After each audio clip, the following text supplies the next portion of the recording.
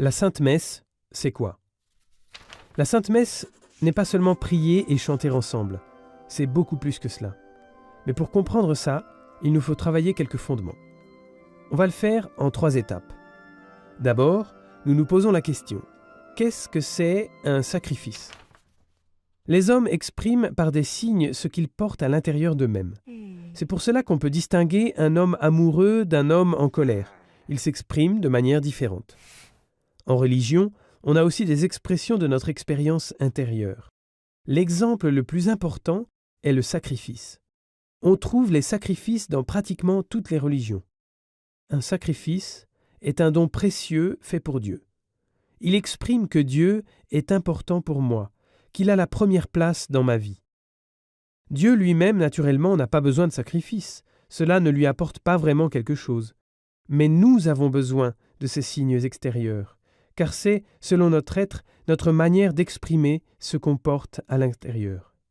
Bon, voilà pour les sacrifices. Étape numéro 2, quels sacrifices trouvons-nous dans notre religion?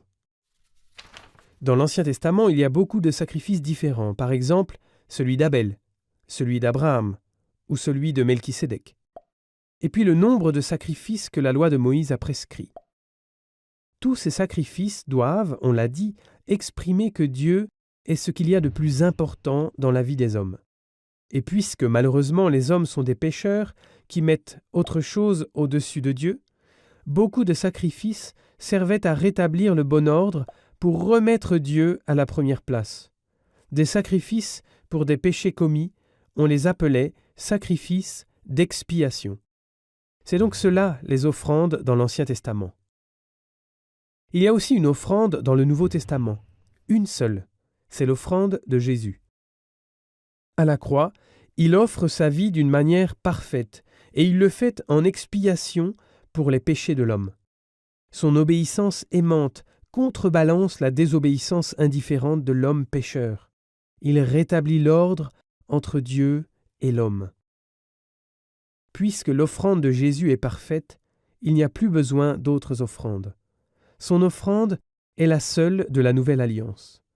Bon, maintenant on sait ce qu'est une offrande et quelle offrande a eu lieu, et que l'offrande de Jésus est tellement parfaite qu'on n'en a plus besoin d'autre.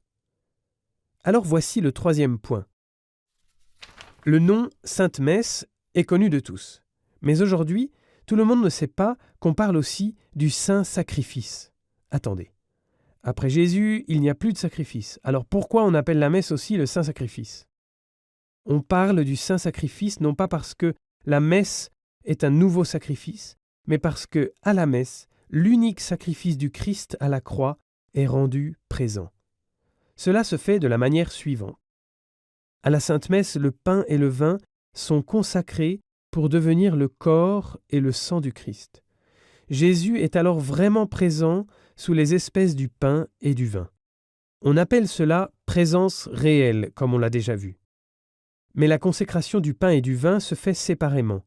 Et donc, à la consécration, symboliquement, le corps et le sang de Jésus sont séparés. Quand on sépare le corps et le sang d'un homme, il meurt. Et si on consacre à la messe le corps et le sang de Jésus séparément, cela signifie la mort de Jésus. Sa mort sur la croix est sacramentellement rendue présente. Naturellement, il ne souffre pas de nouveau, mais par les signes du sacrement, son offrande sur la croix est rendue présente. Jésus se rend présent dans les offrandes de la Sainte Messe comme celui qui est mort pour nous. Et c'est de cela qu'il s'agit à la messe, de cette présence particulière, de la représentation, dans le sens de rendre présent, de son sacrifice sur la croix. Prier et chanter en communion avec les autres est beau, mais ce n'est que le cadre pour ce qui est au centre, l'œuvre de la rédemption du Christ sur la croix. Par la représentation de son sacrifice, il nous donne actuellement part aux grâces qu'il a obtenues alors à la croix. À la Sainte Messe, l'œuvre de la rédemption s'achève en nous toujours à nouveau.